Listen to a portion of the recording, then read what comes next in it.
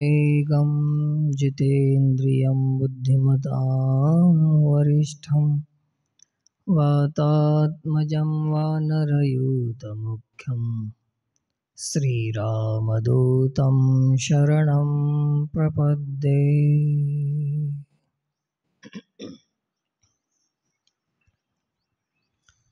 श्री हनुमान मंदिर मंडपामध्ये एक प्रवृत्तीनिमित्त घेऊन आज एक छोटासा सत्संग कार्यक्रम आयोजित केलेला आहे। सर्वप्रथम विषय प्रवेश करण्यापूर्वी श्री गुरु हनुमानजी महाराजांचं स्मरण आणि वंदन करून जमलेल्या समस्त धर्मप्रेमी, देशप्रेमी, भारतीय परंपरेवर ज्याचं प्रेम आहे, संस्कृतीवर ज्याचं प्रेम आहे, अशा समस्त गावातील ज्येष्ठ नागरिक आणि युवक आणि तसंच शाळेतील विद्यार्थी विद्यार्थिनी आणि आमच्या माता भगिनी या सर्वांनाच स्वागतपूर्वक वंदन करून एक थोडा वेळ आपण भगवत चर्चा करणार आहोत।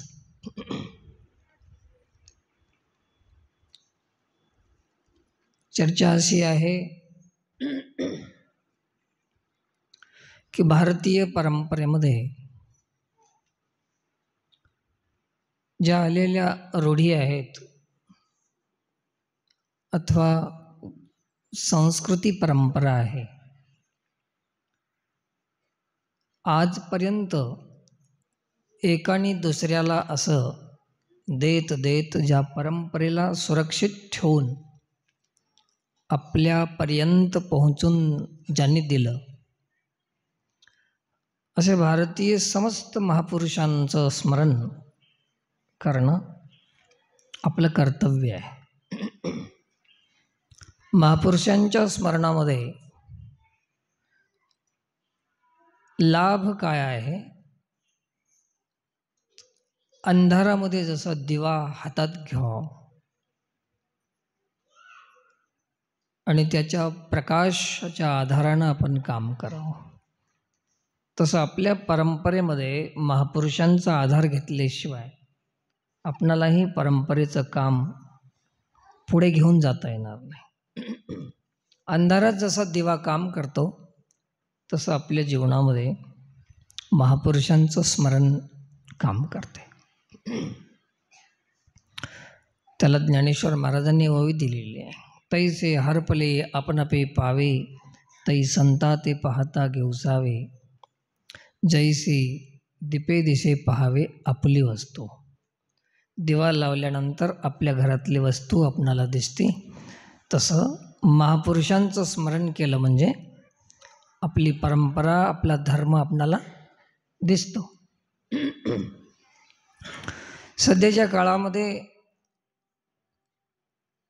धर्म, संस्कृती, परंपरा हे पाहण्याची दृष्टी आपली मंद झालेली आहे। अंध झाली नसली तरी मंद मात्र नक्कीच झालेली आहे। अंध होणं वेगळी गोष्ट आणि मंद होणं म्हणजे थोडं दिसतंय, थोडं दिसत नाही, त्याला काय म्हणतात? मंद झाली। आणि कायमचंच दिसतच नाही, त्याला काय म्हणतात? अंध झाली। तर आपली दृष्टी आता अंध आहे की मंद आहे? अंध मंद दृष्टी झाली, वरी आले पडळ। अंध झाली नसली तरी मंद तर नक्कीच झालेली आहे। म्हणून आपला देश, आपला धर्म, आपली संस्कृती ज्यांनी सांभाळून ठेवली आणि ते सांभाळून ठेवले म्हणून आम्ही सुरक्षित आहोत, आम्ही सुरक्षित आहोत म्हणून आमचे मंदिरं सुरक्षित आहेत, गाव सुरक्षित आहेत, संस्कार संस्कृती, आमच्या महिला, या साऱ्या गोष्टीला सुरक्षिततेसाठी कोण कारण आहे तर आमची परंपरा, आमचे महापुरुष हे कारण आहेत.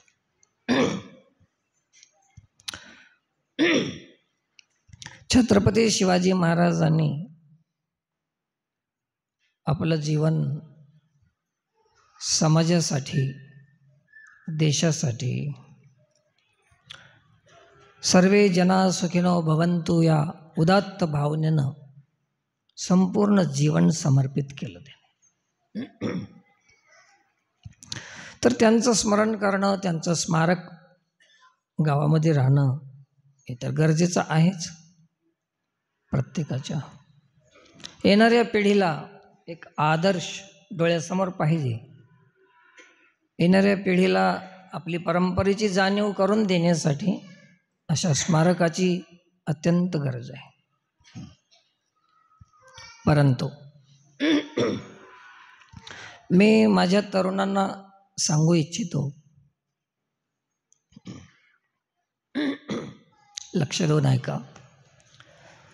चौकामध्ये, चौक म्हणजे काय, चार दिशा जातात त्याला चौक म्हणतात. तसे आध्यात्मिक एक चौक आहे, त्याला अंतःकरण असं म्हणतात. मन, बुद्धी, चित्त आणि अहम किती झाले? हे एक आध्यात्मिक चौक आहे, आध्यात्मिक क्षेत्रातलं एक चौक.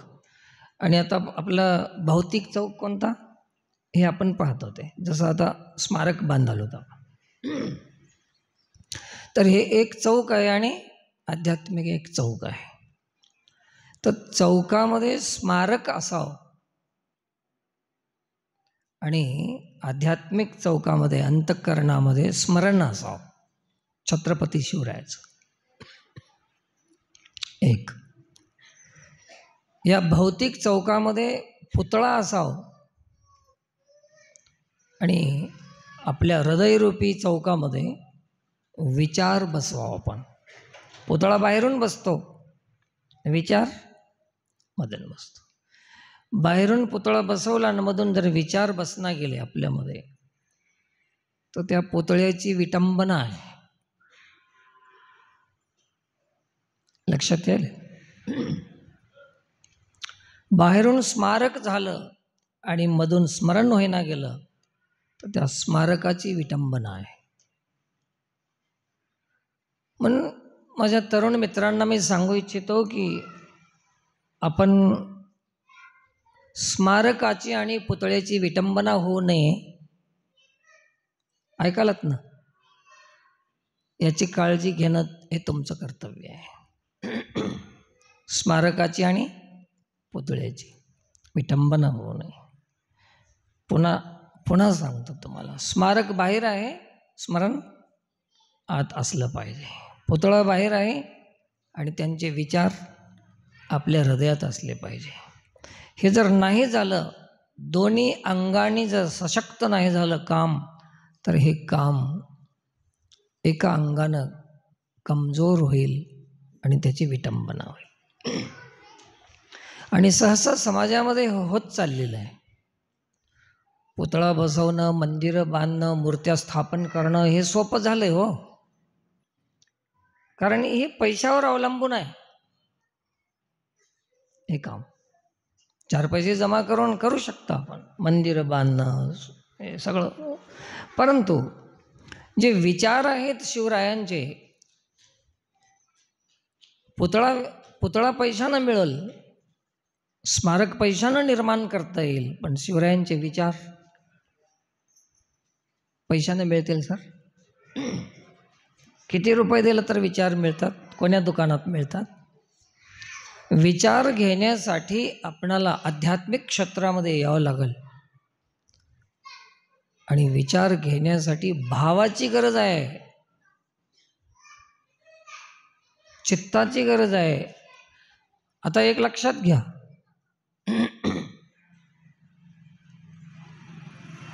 लक्ष ठेवून ऐकण्यासारखं सांगाल, कोणी ऐकत असेल तर ऐका. छान. स्मारक आणि पुतळा निर्माण करण्यासाठी वित्ताची गरज आहे. वित्त म्हणजे पैसा.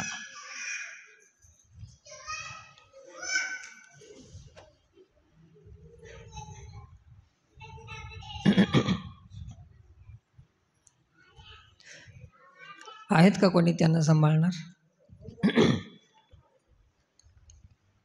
असं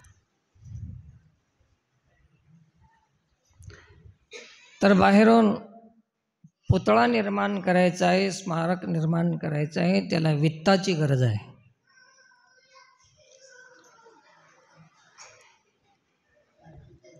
आणि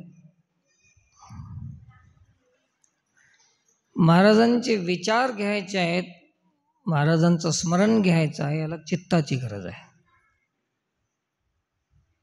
आपलं चित्त जाग्यावर असलं पाहिजे आणि ते चित्त शुद्ध चित्त. चित्त शुद्ध तरी शत्रू मित्र होती.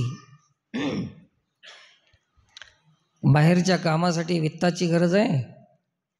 पुतळा निर्माण करावं म्हणलं तर वित्त पाहिजे आणि त्यांचे विचार आपल्यात निर्माण करावं तर चित्त पाहिजे. या दोन गोष्टी महत्त्वाच्या आहेत. स्मारक, स्मरण, पुतळा आणि विचार, असे एक बाहेरचं अंग आहे, एक आतून अंग आहे. दोन्ही अंगाने सशक्त झालं तर छत्रपती शिवरायाची विटंबना होणार नाही. सध्याचा काळ कसा आहे, शिवरायांचं चरित्र. मी नेहमी सांगतो की चित्राची उपासना करण्यापेक्षा चित्राची उपासना करावं, पुष्पहार समर्पित करावं, पूजा करावं, अभिषेक करावं, हे चित्राची उपासना. त्याच्याही पेक्षा अधिक महत्त्वाचं आहे, चित्रापेक्षा चरित्राची उपासना करणं हे अधिक महत्त्वाचं आहे. चरित्राची उपासना करणं म्हणजे तरुण मित्रांनी व्यसनमुक्त राहणं, हे शिवरायाच्या चरित्राची उपासना आहे. बसते ना ध्यानात? चित्राची उपासना कोणीही करू शकते. चरित्राची उपासनाचा अर्थ काय? चित्राची उपासना म्हणजे पुष्पहार, हळद, कुंकू, नारळ, अमुक तमुक हे बाहेरचं आहे. आणि चरित्राची उपासना म्हणजे व्यसनमुक्त होणं. दारू, गांजा, बिडी, अत्याचार, अनाचार, व्याभिचार, दुष्कृत्य हे न करणं, हे कोणती उपासना आहे? शिवरायाच्या चरित्राची उपासना आहे. सध्याच्या काळामध्ये चित्राची उपासना जोरदार चालती आहे कुठे भी, परंतु कुठं कमी पडालंय? चरित्राची उपासनाच नाही. जोपर्यंत चरित्राची उपासना होत नाही तोपर्यंत शिवरायाची विटंबना आहे. आपण होऊन हातानं विटंबना करणं एका महापुरुषांची एक गुन्हा आहे, पाप आहे, अपराध आहे. हे होऊ नये याची काळजी घेऊन पुढचं काम आपण करायचं आहे. प्रत्येक गावागावामध्ये हे करणं गरजेचं आहे. ज्याच्या चरित्राची उपासना केली तर ते उपासना देश, धर्म, संस्कृती, समाजाच्या उपयोगी आहे. उपयोगी आहे, सर्वांच्या उपयोगी येते. ते चरित्राची उपासना आहे. ते म्हणून महत्त्वपूर्ण आहे चरित्राची उपासना. चरित्राची उपासना करण्यासाठी वित्ताची गरज नाही, चित्ताची गरज आहे. आपल्याला व्यसनमुक्त व्हायचं असेल तर काय काय लागते? नारळ, उदबत्ती, केळीचे खांब, काय लागतात? इथं चित्ताची गरज आहे. आणि चित्राची उपासना करायची असेल, शाल चढवायचे, पुष्पहार आणायचा आहे, नारळ, याला कायची गरज आहे? वित्ताची गरज आहे. वित्त कोणीही खर्च करू शकते, पण चित्त देणं हे चरित्राची उपासना आहे. तोपर्यंत आपण भक्त नाही तोपर्यंत आपण देशभक्त नाही, देवभक्त नाही, महापुरुषांचेही भक्त होऊ शकत नाही. आपल्याला मान्य करून घेतल्यामुळे थोडंच भक्त होते.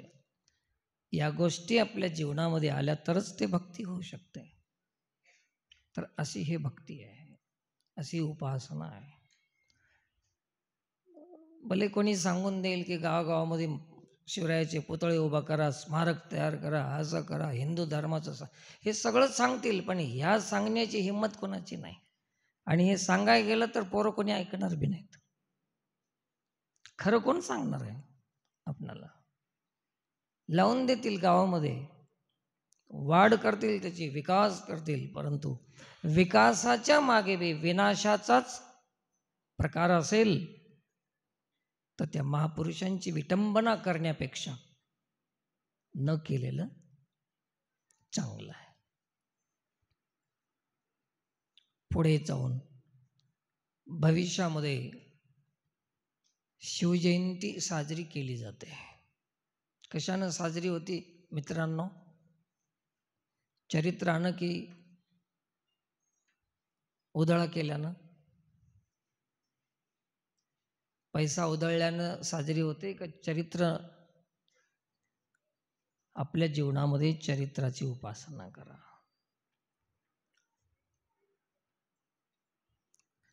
आम्हाला एका जागी बोलवलं होतं शिवाजी महाराजाच्या जयंतीला. एकच बार गेलो होतो मी, पुन्हा गेलोच नाही. त्याला नीट म्हणताही नाही गेलं. त्याला शिवाजी महाराज की जय, मला धक्के देऊ देऊ. आता कसली जय? आता कोणाची जय? आता आजची तरुण पिढी एका व्यसनाच्या अधीन होऊन देशाचं पतन होण्याचं कारणच तरुण पिढी आहे. मला सांगायचं आहे की ज्या माणसाला आपलं एक मजा घ्यायची इच्छा झाली, आजच्या काळातली गोष्ट आहे, एक मौज मस्ती करण्याची इच्छा झाली, तर त्याला कोणी शिवाजी महाराजाला माध्यम करायला, कोणी सप्त्याला माध्यम बनवायला, कोणी कशाला, कोणी कशाला, कोणी यज्ञाचंच माध्यम बनवायला. मौज मस्ती करण्याचं निमित्त सप्ताह आहे, निमित्त शिवजयंती आहे, निमित्त गणेशोत्सव आहे, परंतु करायचं काय आहे आपल्याला? मौज मस्ती करण्यासाठी. मग अशा पवित्र विचाराला माध्यम कशाला बनवायचं आपण? हे तर आपण मोठा गुन्हा करत आहोत देशाचा, धर्माचा. खूप मोठा गुन्हा आहे आपला. त्याला माध्यम कशाला बनवायचं? मला सांगा, आता तुम्हाला पियायचंच असेल तर कोणाची मनाई आहे का? मग तुम्ही एवढं तरी ध्यान ठेवलं पाहिजे की आपण गणपतीला माध्यम बनवू नये, पिऊ नये असं आमचं मत नाही. माझं मत एक आहे की तुम्ही एक पियाच्या जागी 10 प्या, परंतु माध्यम धर्माला, देवाला, जयंत्याला घेऊ नये. हे चुकीचं आहे का? तुम्ही पित असाल तर तुमच्या घरची पित असाल. आमच्या खिशातून काही रुपये जाणार नाही आणि मागलं तरी माझ्यापाशी मिळणार नाही रुपये. त्याची आम्हाला काही तक्रार नाही पिण्याबद्दल, परंतु असं येरी कितीही पिलं तर काहीच वाटत नाही. पण धर्माची विटंबना करून पिऊ नये, धर्माला माध्यम बनवू नये, देवाला माध्यम बनवू नये, महापुरुषाला माध्यम बनवू नये. आईस आरामासाठी, मौज मस्तीसाठी हे सगळं निमित्त कशाला बनवायचं? तर हे आपल्या धर्माचे शत्रू कोण आहेत? मग बाहेरून आहेत का घरातून? एक बार विचार करा मित्रांनो, एक बार विचार करा. म्हणून हात जोडून विनंती आहे की अशी विटंबना होऊ नये. आणि याच्यामुळे काय काय होत चाललंय, पाप वाढत चाललंय. धरतीला ओझं सहन होणार नाही एक दिवस आणि भूकंप येतील. कुठं आलंय आज? पता नसेल तुम्हाला. 5:30 वाजता दिल्लीमध्ये भूकंप आले सर. मोठा झटका आला होता आज सकाळी 5:30ला. केंद्रच पकडले आता. धरतीला ओझं सहन होईना गेलं आता पापाचं. कशाच्या नावानं आम्ही काय काय करायलो. स्वार्थामुळे आंधळा झालेला माणूस, त्याला धर्म आठवत नाही, देश आठवत नाही, परंपरा आठवत नाही, अपराधी आहे. म्हणून थोडं स्वार्थाची पट्टी डोळ्याच्या बाजूला जर काढली तर खरंच आपला देश उन्नत झाल्याशिवाय राहत नाही. ग्रामविकास आवश्यक आहे, तो स्वार्थाची पट्टी बाजूला काढावं लागतं. आणि चरित्राची उपासना अत्यंत नितांत गरजेची आहे, आवश्यक आहे. त्याच्या व्यतिरिक्त काहीही साधना केली तरी हे शक्य नाही. आपण चित्राची पूजा तर करतोच, पण चरित्रावर कोणाचंही ध्यान नाही. मंदिरात येण्याचं कारणच आहे की ते पूजा करणे आणि दर्शन घेणे भागलं काम.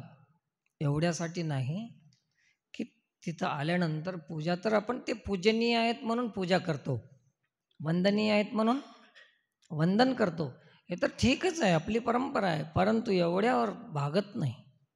तर आल्यानंतर पूजन वंदन करून हे कशासाठी पूजनीय झालेत, आम्ही वंदन करण्याचे योग्य का झालेत, तर यांच्या चरित्राचं कारण आहे.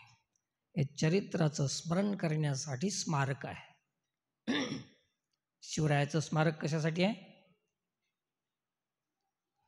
म्हणून मित्रांनो, तुम्हाला विशेष करून सांगालो की स्मारक स्मरण करण्यासाठी आहे आणि पुतळा विचार करण्यासाठी आहे.